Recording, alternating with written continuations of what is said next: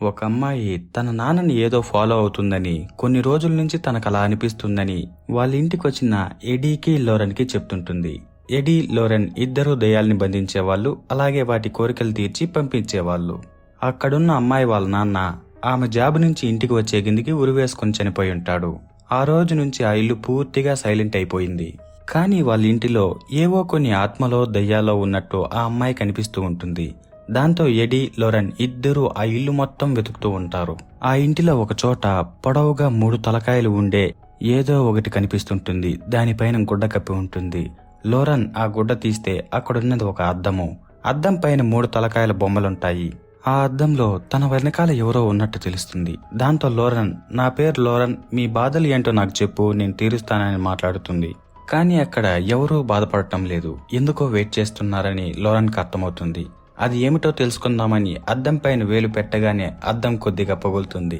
ఆ టైంలో Loren pregnant గా ఉంటుంది. ఆ అద్దంలో నుంచి తన కడుపులోకి ఏదో దూసుకుపోతున్నట్టు, తన కడుపులోని బిడ్డ ఏడుస్తున్నట్టు. అదే టైంలో లోరెన్ కి నొప్పులు వస్తాయి. వెంటనే ఎడీ లోరెన్ ని కారులో పిలుచుకుని హాస్పిటల్కి వెళ్తాడు. నిజానికి లోరెన్ కి ప్రెగ్నెన్సీ డేట్ కి ఇంకా టైం ఉంది. కానీ అక్కడ ఏం జరుగుతుందో తెలియదు. ఎడీని బయటే ఉండమని హాస్పిటల్లో డాక్టర్లు బిడ్డని బయటకు తీసేదానికి చూస్తుంటారు. ఉన్నట్టుండి హాస్పిటల్ మొత్తం కరెంటు పోతుంది. లోరెన్ కి తన ముందున్న గోడ నుంచి ఏదో తన వైపుకు వస్తున్నట్లుంటుంది. అంతలోపే ఎడీ లోరెన్ కోసం లోపలికి వచ్చేస్తాడు. తర్వాత లోరెన్ ఎడీని పట్టుకుని బిడ్డను కంటుంది. కానీ వాళ్ళ బిడ్డ చనిపోయి ఉంటుంది. డాక్టర్లు ఎంతగానో ప్రయత్నిస్తారు, కానీ ఆ బిడ్డ బతకదు. దాంతో లోరెన్ తన బిడ్డని తన చేతికి ఇచ్చేయమంటుంది. డాక్టర్లు లోరెన్ కి ఆ బిడ్డని ఇచ్చేస్తారు. లోరెన్ తన బిడ్డను కాపాడు దేవుడా అని ఏడుస్తున్నప్పుడు ఒక అద్భుతం జరిగినట్టు ఆ బిడ్డకు ప్రాణం వస్తుంది. అక్కడున్న వాళ్ళందరూ ఆశ్చర్యపోతారు. తర్వాత ఆ పాపకు వాళ్ళు జూడీ అనే పేరు పెడతారు. జూడీకి చిన్నప్పటి నుంచి దయ్యాలు కనిపిస్తూ చాలా బాధపడుతూ ఉండేది. దాంతో లోరెన్, దయ్యాలు లేవు అని నువ్వు నమ్మితే అవి నీకు కనపడవు అనేలా ఒక పాట నేర్పిస్తుంది.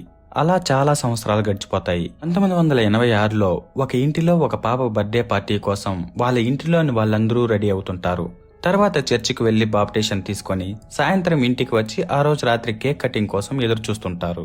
ఆ ఇంటి మొత్తం 8 మంది మనుషులు, ఒక కుక్క ఉంటారు.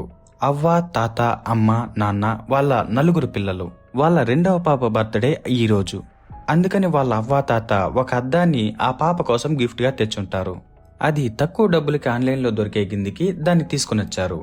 అక్కడున్న అద్దాన్ని చూసి కుక్క అరుస్తుంది. వాళ్ళు మాటల్లో పడి ఆ కుక్కని ఎవరూ పట్టించుకోరు. అందరూ డైనింగ్ టేబుల్ దగ్గర కూర్చునుంటారు. వాళ్ళ నాన్న వీడియో రికార్డ్ చేస్తుంటాడు. ఇక ఆ పాప కేక్ మీద ఉన్న క్యాండిల్ ని ఊపేలోపే ఆ క్యాండిల్ ని ఎవరో ఊపేస్తారు. ఆ పాప వాళ్ళ అక్క క్యాండిల్ ని ఊపేసిందని అనుకుంటుంది. కానీ వాళ్ళ అక్క ఆ క్యాండిల్ ని తను ఊపలేదంటుంది. ఇక సరేనని మళ్లీ క్యాండిల్ ని వెలిగిద్దామని కేకును పక్కకు తీసిన వెంటనే ఉన్నట్టుండి ఆ ఇంటి సీలింగ్ టేబుల్ మీద పడిపోతుంది. దాంతో బర్త్డే పాప చాలా భయపడిపోతుంది. ఈ సినిమా పేరు the conjuring last rights. Hello heroes, welcome back to the channel stories by గని.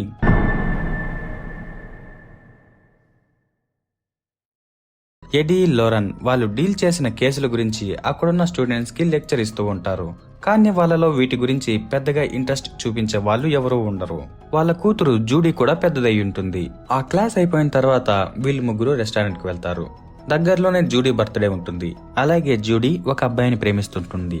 వాటి గురించి మాట్లాడుతున్నప్పుడు ఉన్నట్టుండి జూడీకి ఏదో అవటం లోరెన్ గమనించి జూడీకి ధైర్యం చెప్తుంది. అంతలోనే జూడీ భుజం మీద దయ్యం చేయి పెట్టుంటే అది గమనించిన లోరెన్ చాలా భయపడుతుంది. వాళ్ళందరూ ఏమైందని అడుగుతారు. తను ఏం లేదని చెప్పి మాట మార్చేస్తుంది. మరోవైపు జానెట్ తన ఇంట్లో సామాన్లన్నీ సర్దుతున్నప్పుడు ఒక బొమ్మ తన దగ్గరకు వస్తుంది. జానెట్ పిల్లలందరూ బొమ్మలతో ఆడుకుని ఎక్కడ పడితే అక్కడ పడేస్తారని తిట్టుకుంటూ బొమ్మనెత్తి పక్కన పెట్టేసి బట్టలు ఉతకదామని బేస్మెంట్ లోకి వెళ్ళినప్పుడు ఎవరో తిరుగుతున్నట్టు అనిపిస్తుంది. ఒకచోట ఎవరో నిలబడుకున్నట్టు జానెట్ కనిపిస్తుంది. అది కన్ఫర్మ్ చేసుకోవడానికి జానెట్ లైట్ వేయగానే అక్కడ ఎవరూ ఉండరు. ఒక్క ఫోటో పెయింటింగ్ మాత్రమే ఉంటుంది. జానెట్ తిరిగి వంట రూమ్ లోకి వెళ్లి ఫోన్ లో మాట్లాడుతూ వంట కోసం రెడీ చేస్తున్నప్పుడు పిల్లలు ఆటలాడుకుంటూ తన ఫోన్ కేబుల్ ని లాగేసరికి తను కోప్పడి అరుస్తుంది. కొద్దిసేపటికి పిల్లలందరూ పక్కకు వెళ్లి ఆడుకుంటూ ఉంటారు. జానెట్ అక్కడున్న చిన్న రూమ్ లోని సామాన్లు తీసుకుని లైట్ ఆఫ్ చేసుకుని బయటకు వస్తుంది.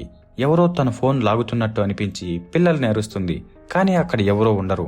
ఉన్నట్టుండి ఆ ఫోన్ ని బలంగా లాగేసరికి ఫోన్ కిందన పడిపోతుంది. జానెట్ ఫోన్ తీసుకుందామని ముందుకు కదిలితే ఆ ఫోన్ ఇంకొంచెం లోపలికి వెళ్లిపోతుంటుంది. దాంతో జానెట్ రూమ్ లోకి వెళ్లి లైట్ వేస్తుంది.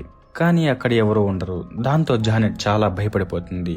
మరోవైపు జానెట్ మూడో కూతురు పక్కనున్న రూమ్ లో తన బొమ్మ తిరుగుతూ ఉంటే అక్కడికి వెళ్తుంది. ఆ బొమ్మ ఉన్నట్టుండి వెనక్కి తిరిగి నిలబడుకుని గాల్లోకి లేస్తుంది. దాంతో ఆ చిన్నపిల్ల భయపడి పారిపోతుంది. ఆ రోజు రాత్రి జానెట్ భర్త జాక్ డ్యూటీ నుంచి ఇంటికి వస్తాడు.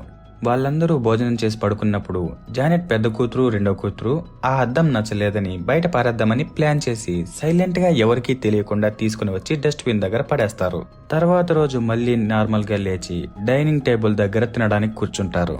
బయట చెత్త తీసుకుని వెళ్లే వాళ్ళు అద్దాన్ని తీసి ట్రక్కులో వేసి ప్రెస్ చేయగానే అద్దం ముక్కలు ముక్కలుగా పగిలిపోతుంది. ఆ టైంలో ఇంటి లోపల ఉన్న జానెట్ పెద్ద కూతురు నోట్లో నుంచి రక్తం పైపులోంచి నీళ్లులా ఫోర్స్ గా వస్తుంది. ఆ రక్తాన్ని టేబుల్ మీద తర్వాత సింక్ లో వాంతి చేసుకున్నప్పుడు ఆ రక్తంలో గాజు ముక్కలు ఉండటాన్ని వీళ్ళు చూస్తారు. తర్వాత వెంటనే తనని తీసుకుని హాస్పిటల్కి వెళ్లిపోతారు. మరోవైపు ఎడీ హాస్పిటల్లో ఉంటాడు. తనకి ఇంకోసారి హార్ట్ అటాక్ వస్తే అతను చనిపోతాడని డాక్టర్ చెప్తాడు. తర్వాత ఎడీ ఇంటికి వెళ్లి తన కూతురు బర్త్డే సెలబ్రేషన్స్ కోసం ప్రిపేర్ చేస్తుంటారు. ఆ టైంలో జూడీ కూడా తన బాయ్ ఫ్రెండ్ టోనీని పిలుచుకుని ఇంటికి వెళ్తుంది. లోపలందరూ ఒకరితో ఒకరు మాట్లాడుతున్నప్పుడు టోనీ తను పోలీస్ జాబ్ చేసి రిటైర్మెంట్ తీసుకుని వేరే జాబ్ కోసం ఎదురు చూస్తున్నట్టు చెప్తాడు. ఫాదర్ గార్డెన్ ఎందుకు అలా జాబ్ నిలిపేశావని అడిగితే టోనీ అది చాలా పెద్ద కథ అని చెప్తాడు. తర్వాత ఎవరి పాటికి వాళ్ళు ఎంజాయ్ చేస్తున్నప్పుడు జూడీ తన చిన్నప్పటి ఫోటోలు చూడటానికి వేరొక రూమ్ లోకి వెళ్తుంది. ఆ టైంలో పక్కన ఒక కుర్చీలో అనబెల్ కూర్చొని ఊగుతుంటుంది.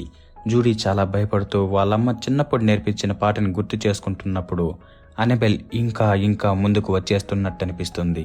అప్పుడే ఉన్నట్టుండి టోనీ లోపలికి వస్తాడు. జూడీని చూసి నీకంతా బాగానే ఉందా అని మాట్లాడుతున్నప్పుడు జూడీ టోనీ నమ్మలేనివి కొన్ని తనకు కనిపిస్తాయని చెప్తుంది. వాళ్ళు అలా మాట్లాడుతూ ఒకరినొకరు కిస్ చేస్తున్నప్పుడు లోరన్ లోపలికి వస్తుంది. టోనీని ఎడీ పిలుస్తున్నాడని పంపించి లోరన్ జూడీకి వస్తున్న దయ్యం భ్రమలను కంట్రోల్ చేయడం గురించి మాట్లాడుతుంటుంది. మరోవైపు టోనీ ఎడీతో టేబుల్ టెన్నిస్ ఆడతారు. తర్వాత అక్కడికి జూడీ లోరన్ కూడా వస్తారు. ఆట అయిపోయిన తర్వాత అందరూ పార్టీకి తిరిగి వెళ్తారు. జూడీ కూడా భోజనం పెట్టడానికి వెళ్తుంది. అక్కడ లోరెన్ టోనీ ఎడీ మాత్రమే ఉంటారు. టోనీ జూడీకి ప్రపోజ్ చేసి పెళ్లి చేసుకోవడానికి రింగ్ తీసుకుని వచ్చుంటాడు. ఫస్ట్ లోరెన్ కి ఎడీకి తనంటే ఇష్టమా కాదా అని కన్ఫర్మ్ చేసుకోవడానికి వాళ్ళతో మాట్లాడుతున్నప్పుడు ఎడీ జూడీకి వస్తున్న భ్రమల గురించి భయపడుతుంటాడు. ఆలోపే లోరెన్ టోనీ జూడీని పెళ్లి చేసుకోవడం వాళ్ళకిష్టమేనని చెప్తుంది. వీళ్ళిలా మాట్లాడుతున్నప్పుడు జూడీ ఎక్కడికి వస్తుంది. అక్కడున్న రింగ్ ను చూసి చాలా ఎగ్జైట్మెంట్ ఫీల్ అవుతూ తన కోసమేనా అని అడుగుతుంది. టోనీకి ఏం చెప్పాలో తెలియక టెన్షన్ లో ఉంటాడు. ఎడీ కూడా సరేనని కన్ఫర్మేషన్ ఇచ్చేసరికి టోనీ జూడీకి ప్రపోజ్ చేస్తాడు. అతను ప్రపోజ్ చేసే లోపలే జూడీ యాక్సెప్ట్ చేస్తుంది. ఆ రోజు రాత్రి పార్టీ అయిపోయి ఎవరి పార్టీకి వాళ్ళు ఇంటికి వెళ్తున్నప్పుడు ఫాదర్ గార్డెన్ జానెట్ ఇంట్లో జరుగుతున్న విషయాల గురించి లోరెన్ ఎడీకి చెప్తాడు. కానీ వీళ్ళిద్దరూ రిటైర్మెంట్ అయిపోయారు కాబట్టి మళ్లీ వాటి జోలికి వెళ్లమని చెప్తారు. దాంతో ఫాదర్ గార్డెన్ సరేనని వెళ్లిపోతాడు. మరోవైపు జానెట్ ఇంటి దగ్గర ఆ ఇంటిలో దయ్యం ఉండటం వల్ల ఆ ఇంట్లోని పిల్లలకి అక్కడ ఉండటం ఏమాత్రం ఇష్టం ఉండదు. వాళ్ళు ఏదైనా హోటల్ కి వెళ్లిపోదామంటుంటారు. కానీ వాళ్ళ నాన్న జాక్ దగ్గర డబ్బులు తక్కువగా ఉంది. అలాగే వాళ్ళ ఇంట్లో జనాలు ఎక్కువ మంది కాబట్టి అందరినీ పోషించే అంత డబ్బులు వాళ్ళ దగ్గర ఉండవు. అందుకని జాక్ చర్చి వాళ్లకు చెప్పాడు కాబట్టి వాళ్ళు దయ్యాల్ని వదిలించే వాళ్ళని ఎవరినో ఒకరిని పంపిస్తారని ఎదురు చూస్తుంటారు. దాంతో జాక్ రెండవ కూతురు ఆ ఇంటిలో దయ్యం ఉందని నిరూపించుదామనుకుంటుంది. అప్పుడైనా ఆ ఇంటిని వదిలేసి వెళ్లిపోవచ్చని. ఆ రోజు రాత్రి తన బర్త్డే రోజు తీసిన వీడియోలు చూస్తూ క్యాండిల్స్ ని ఎవరు ఊపారో చూస్తుంటుంది. మరో రూమ్ లో పడుకున్న జాక్ గాల్లోకి లేస్తాడు. అతని మీద ఎవరో కూర్చొని అతను గొంతు నులిమేస్తున్నట్టు అనిపిస్తుంది. అతను మాట్లాడలేకపోతాడు. ఇంకోవైపు అతని రెండో కూతురు వీడియో చూస్తున్నప్పుడు అందులో క్యాండిల్ ని ఊపింది దయ్యమని కనిపెడుతుంది. ఆ లోపలే ఒక దయ్యం గొడ్డలు తీసుకొని ఆ పాపను నరికేద్దామని వస్తుంటుంది. మరోవైపు జానెట్ కు మెలకు వచ్చి చూస్తే జాక్ గాల్లో ఉంటాడు. తను చాలా భయపడి అరుస్తున్నప్పుడు ఆ దయ్యం జాక్ ను వదిలేస్తుంది. కిందన రూమ్ లో ఉన్న వాళ్ళ రెండో కూతురు కూడా చాలా భయపడిపోయి గట్టిగా అరిచేగిందికి ఆ దయ్యం కూడా వదిలేసి వెళ్లిపోతుంది. ఆ పాప అరిచింది సౌండ్ కి అందరూ ఆ పాప దగ్గరికి వచ్చేస్తారు. ఇక ఆ ఇంటిలో అలా భయపడుతూ చర్చి వాళ్ళు ఏదో ఒకటి చేస్తారని కామ్గా ఉండలేం, మనమే ఏదో ఒకటి చేయాలని మరుసటి రోజు వాళ్ళు ఆ ఇంటిలో జరుగుతున్న వింత సంఘటనలన్నిటి గురించి ప్రెస్ కు చెప్తారు. ఆ దెబ్బతో వాళ్ళు చాలా ఫేమస్ అయిపోతారు. కొంతమంది ఇది పబ్లిసిటీ కోసమా అంటే జానెట్ కోపంతో మేం 8 మంది ఉన్నాం, 8 మంది ప్రాణాల కోసం పోరాడుతున్నాం, ఇదేం పబ్లిసిటీ కోసం కాదని వాళ్ళకి చెప్తుంది. మరోవైపు లోరెన్ జూడీ పెళ్లి కోసం ఒక డ్రెస్ ని సెలెక్ట్ చేయడానికి షాపింగ్ కి వెళ్తుంది. జూడీ డ్రెస్ ని ట్రై చేస్తున్నప్పుడు తనకు స్టిచ్చింగ్ సరిపోయిందా లేదా అని ఒక టైలర్ ఆమె డ్రెస్ ని సరి చేస్తుంటుంది. కొద్దిసేపటికి ఆ టైలర్ కి ఫోన్ వచ్చేసరికి బయటకు వస్తుంది. ఇప్పుడు ఆ రూమ్ లో జూడీ ఒక్కటే ఉంటుంది. కొద్దిసేపటికి ఆ డ్రెస్ ని ఎవరో కలబెడుతున్నట్టు జూడీ చూస్తుంది. టైలరే వచ్చింటుందని, అయినా ఇంకా ఏం సరిచేస్తున్నావని అడిగితే ఏం సమాధానం ఉండదు. దాంతో జూడీ అక్కడ చూస్తే ఒక దెయ్యం వచ్చుంటుంది. ఆలోపే కరెంటు కూడా పోతుంది. దాంతో జూడీ చాలా భయపడిపోతుంది. కొద్దిసేపటికి కరెంట్ మళ్లీ వస్తుంది. జూడీ అద్దంలో చూస్తున్నప్పుడు ఒక అద్దంలో తనలాగే ఉన్న ఒక దెయ్యం అద్దం పగలగొట్టి జూడీ మెడను పట్టుకుంటుంది. దాంతో జూడీ చాలా గట్టిగా ఏడ్చేస్తుంది. దాంతో లోరెన్ బయట నుంచి లోపలికి వచ్చి జూడీకి ఏం జరగదని ధైర్యం చెప్తుంది. మరోవైపు ఫాదర్ గార్డెన్ జానెట్ ఇంటికి వెళ్తాడు. వాళ్ళు ఆయన వచ్చే కిందికి చాలా సంతోషిస్తారు. చర్చి వాళ్ళు తమని మర్చిపోయారేమోనని అనుకున్నామని, ఆయన వచ్చేసరికి వాళ్ళకి ధైర్యం వచ్చిందని చెప్తారు. కానీ ఫాదర్ గార్డెన్ ని చర్చి వాళ్ళు పంపించలేదు.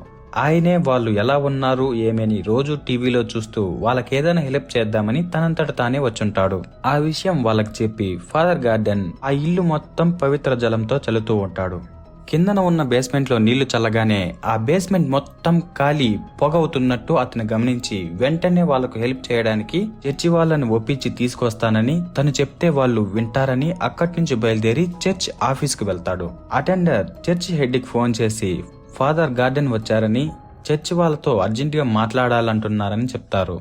దాంతో వాళ్ళు ఫాదర్ గార్డెన్ ని అక్కడే వెయిట్ చేయమంటారు. అతను కుర్చీలో కూర్చున్నప్పుడు అతని వెనకాల ఉన్న ఒక వైరు దానంతట అదే టైట్ గా లాక్కొని వెళ్లిపోతుంటుంది. ఫాదర్ గార్డెన్ ఏదో సౌండ్ వస్తున్నట్టు వెనక్కి తిరిగి దాన్ని చూసి ముందరకు చూస్తే అక్కడున్న ముసలామె ఉండదు. అతనికి ఏం జరుగుతుందో అర్థం కాదు.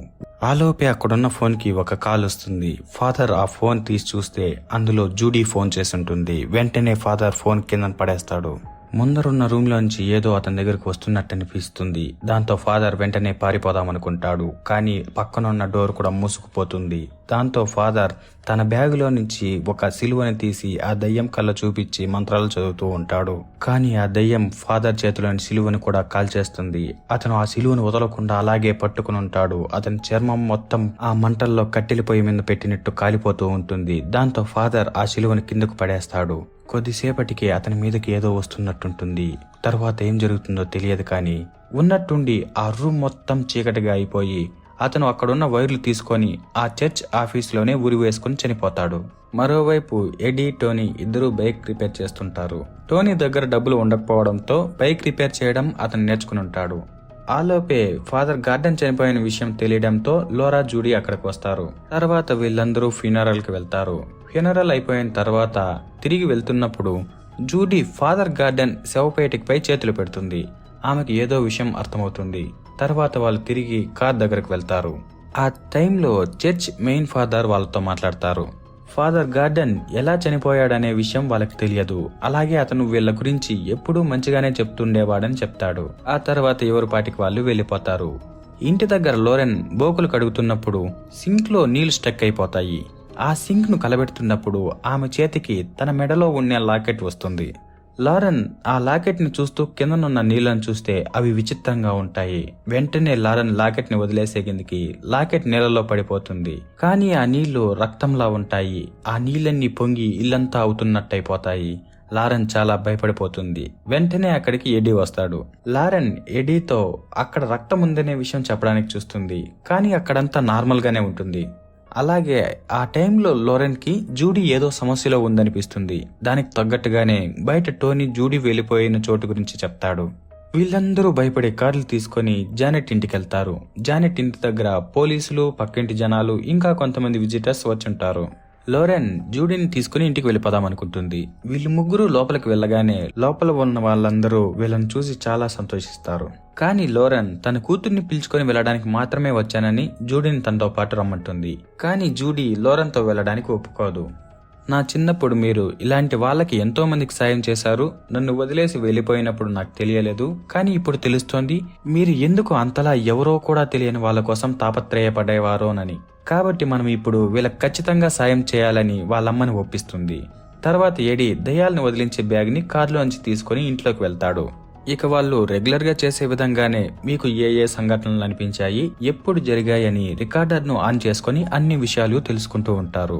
మరోవైపు జూడీ టోనీతో ఏదో ఒక తెలియనిది తనని ఆ ఇంట్లోనే ఉండేలా చేస్తుందని, తనకు తెలియకుండానే ఆ ఇంటికి వచ్చేశానని చెప్తుంది.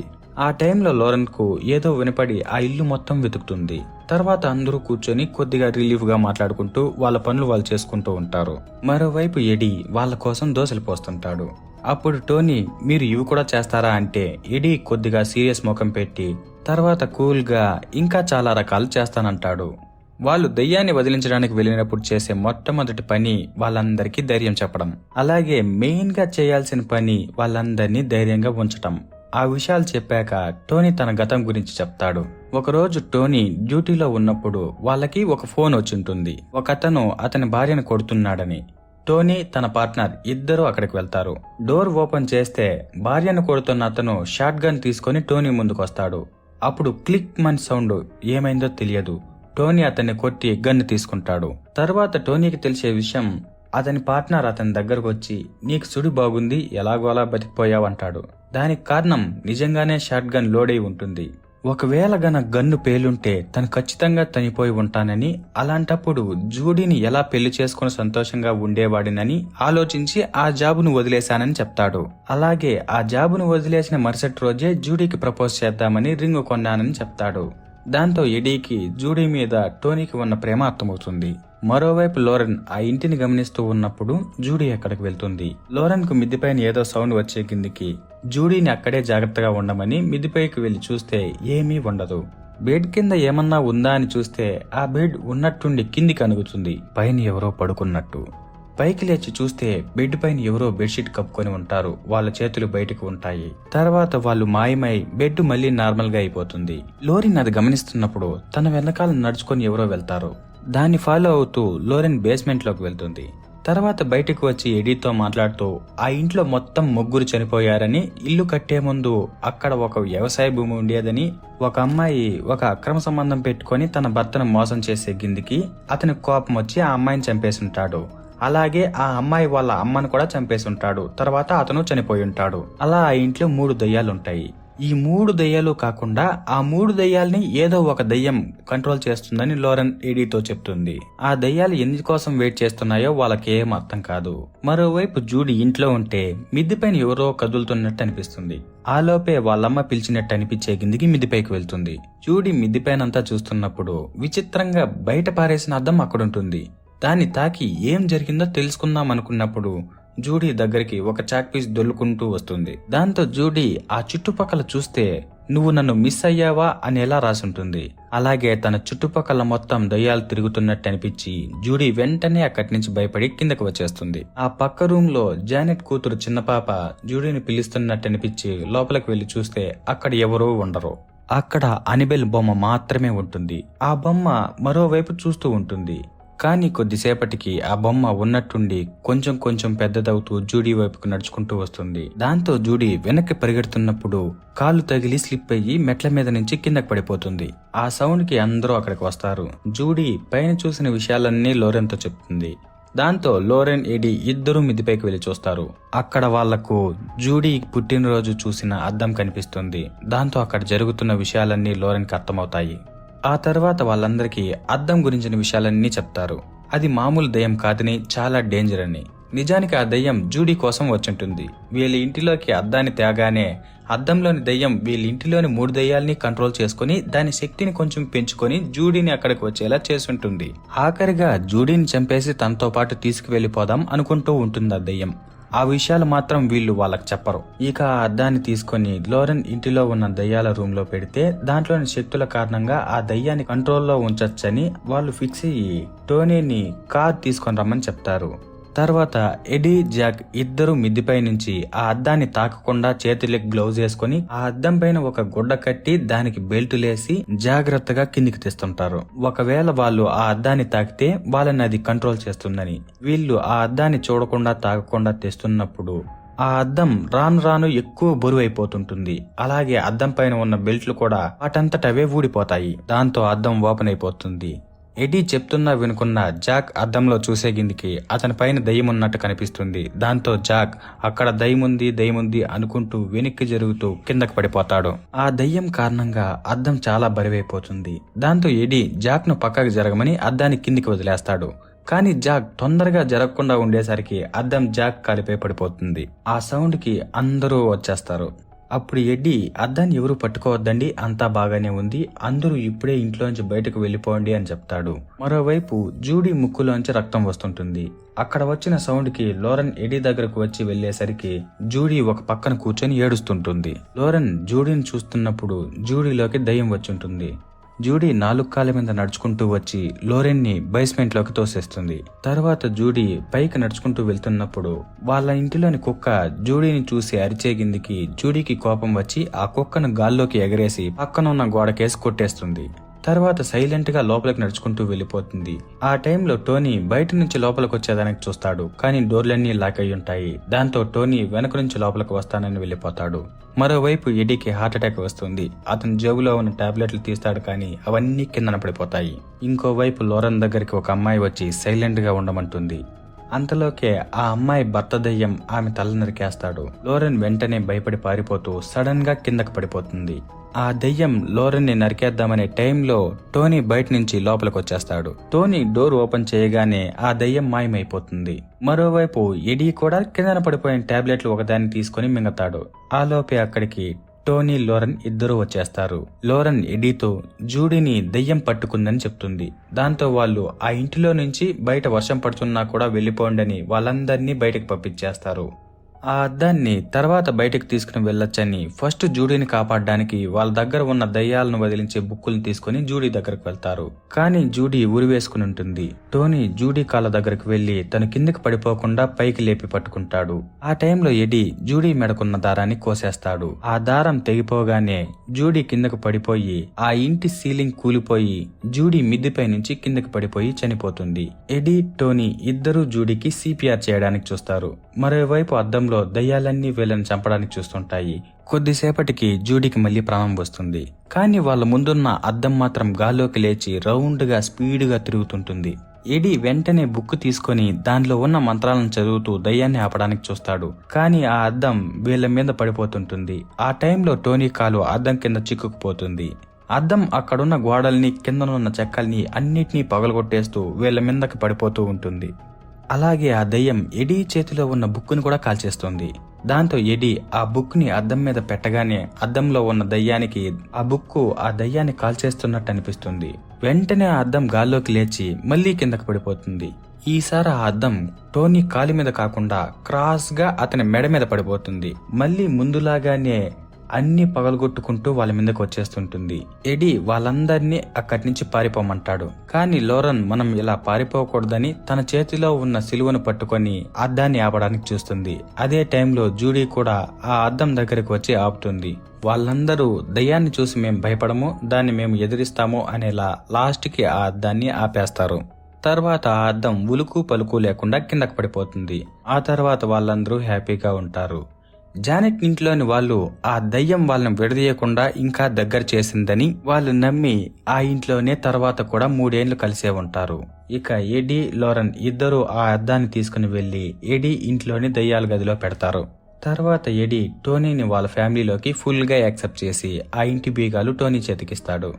ఎందుకంటే టోనీ బ్రతికాక వాళ్ళ ఇంటికి రాకుండా పారిపోయి ఉండొచ్చు. కానీ అతను వచ్చాడు కాబట్టి జూడీ అంటే టోనీకి నిజంగానే ఇష్టమని తర్వాత వాళ్ళకి పెళ్లి కూడా చేస్తారు. జూడీ పెళ్లిలో ఎడీ లోరెన్ డాన్స్ చేస్తున్నప్పుడు లోరెన్ కలలో వాళ్ళిద్దరూ అమ్మమ్మ తాతయ్య అయినట్టు హ్యాపీగా ఉన్నట్టు కలొచ్చిందని చెప్తుంది. తర్వాత వాళ్ళు అలా దయ్యాల ఇండ్లకు వెళ్లకుండా పూర్తిగా రిటైర్ అవుతారు. కానీ ఫోన్లలో మాత్రం వాటితో ఎలా డీల్ చేయాలని మాట్లాడుతూ వాటి మీద ఇంట్రెస్ట్ ఉన్న వారికి క్లాసులు చెప్తూ ఫైనల్ గా వాళ్ళు ఫస్ట్ నుంచి రాస్తున్న బుక్ ని కంప్లీట్ చేస్తారు. ఇక ఇది ఒక నిజమైన స్టోరీ. ఎడీ లోరెన్ ఇద్దరూ పెళ్లి చేసుకున్న 60 సంవత్సరాల తర్వాత 74 వయసులో ఎడీకి స్ట్రోక్ రావడం వల్ల అతను కదలలేకపోతాడు. లోరెనే అతన్ని చూసుకుంటుంది. తర్వాత 5 సంవత్సరాలకి ఎడీ చనిపోతాడు. లోరెన్ తిరిగి మళ్లీ పెళ్లి చేసుకుని ఉండదు. 92 సంవత్సరాల వయసులో లోరెన్ పీస్ఫుల్ గా చనిపోయి ఉంటుంది. ఆ టైంలలో ఎడీ లోరెన్ ఇలా దయ్యాలు భూతాల గురించి మాట్లాడుతున్నప్పుడు చాలా మంది నమ్మేవాళ్ళు కాదు. కానీ వీళ్ళు మాత్రం బలంగా అవి ఉన్నాయని నమ్మి వాటి గురించి బాధపడుతున్న వారికి సాయం చేస్తుండేవారు. అలాగే అలా దయ్యాల నుంచి విముక్తి పొందిన ఎన్నో కుటుంబాలు వీళ్ళు సాయం చేశారని చెప్పారట. అలా ఒక రియల్ స్టోరీని బేస్ చేసుకొని ఈ సినిమా అయిపోతుంది. సో ఇంతే friends, the conjuring last rights movie story. నేను చెప్పిన మూవీ స్టోరీ మీకు నచ్చింటే వీడియోని లైక్ చేసి షేర్ చేసి మన ఛానల్ని సబ్స్క్రైబ్ చేసుకోండి. మరిన్ని ఇంట్రెస్టింగ్ వీడియోస్తో మీ ముందుకు వచ్చేస్తాను. Okay, bye bye.